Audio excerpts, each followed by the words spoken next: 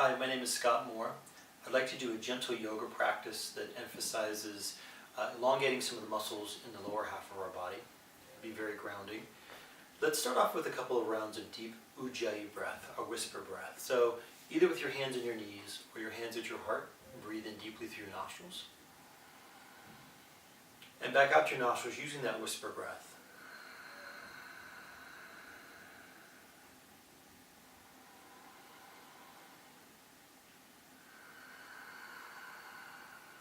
And then after you've done a few of those, put your hands on your knees again. We're going to make these turns through our torso. So an inhale moves you forward and an exhale moves you back. And while we're moving through our trunk here, and we're emphasizing, our movement through our shoulders and things like that, we're moving our trunk in such a way that we actually move through the hip joints where our leg bones meet our hip sockets. So we're mobilizing some of these muscles in our hips and our lower back. Feels pretty good. Let's switch and go the other direction.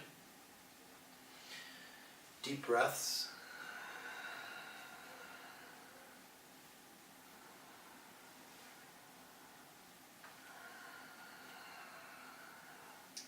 Then, once we've gone around several times, let's open our knees a little wider and put the soles of our feet together. This is called Baddha Konasana, which means bound angled pose.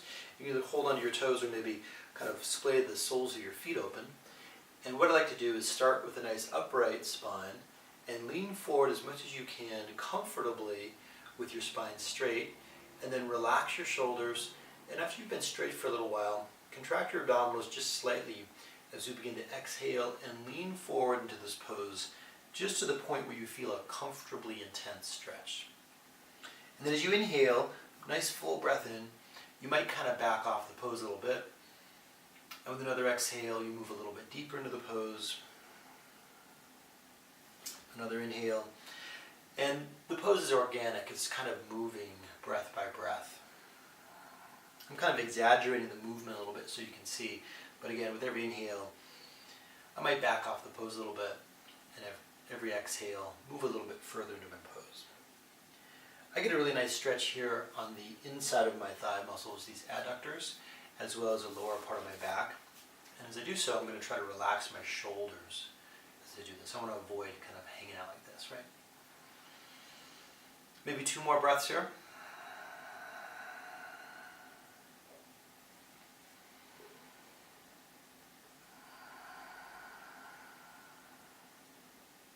Once you come upright, turn on your yoga mat so we're sort of facing the long direction of our yoga mat.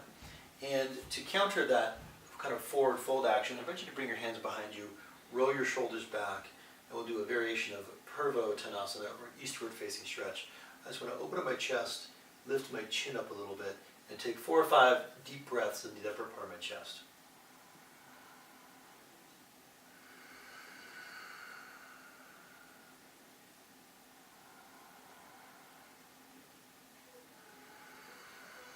No strain, right? I'm only going to go as far back as it feels good to do so.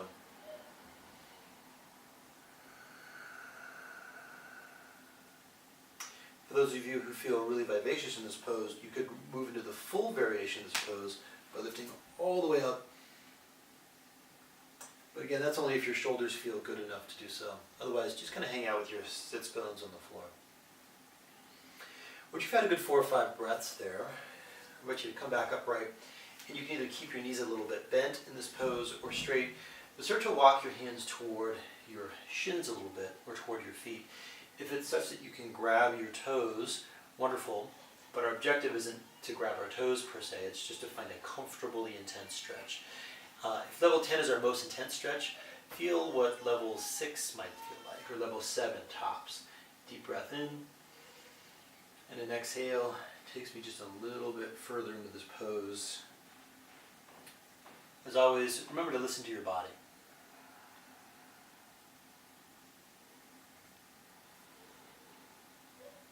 Just give it a little bit of time for the energy that is held as tension in your muscles to kind of change into a feeling of vitality and openness.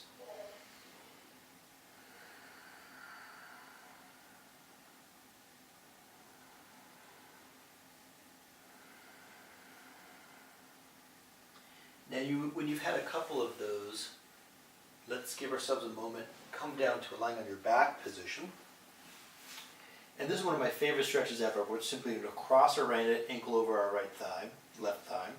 I'm looking for a stretch in the piriformis muscle, the outside of my hip. I might find that here. If not, I'll lift my foot up, reach through, and either interlace your hands around your shin or around your thigh. I like the shin. It's important that you keep your right toes flexed in this pose. It protects the ligament on the outside of your knee here.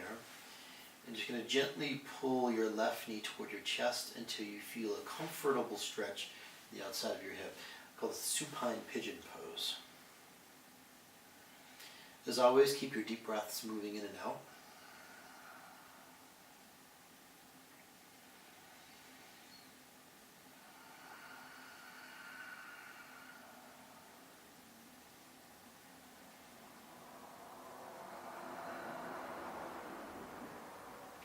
When you've had a good 5 or 6 breaths on this side, let's switch other sides. The left ankle over. Notice I'm flexing my toes. And I'll pull my right knee toward my chest a little bit and gently pull my knee to my chest just enough to feel a comfortable stretch. Deep breaths.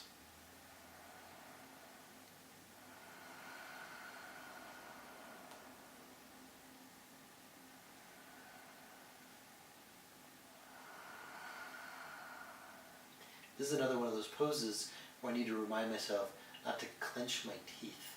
I can inadvertently start to cultivate more tension rather than letting go of tension. Maybe one more full breath in and out.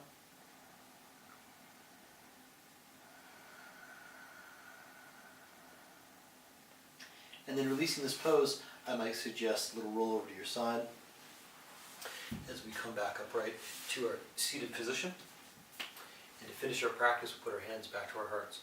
Thank you very much, everybody. Namaste.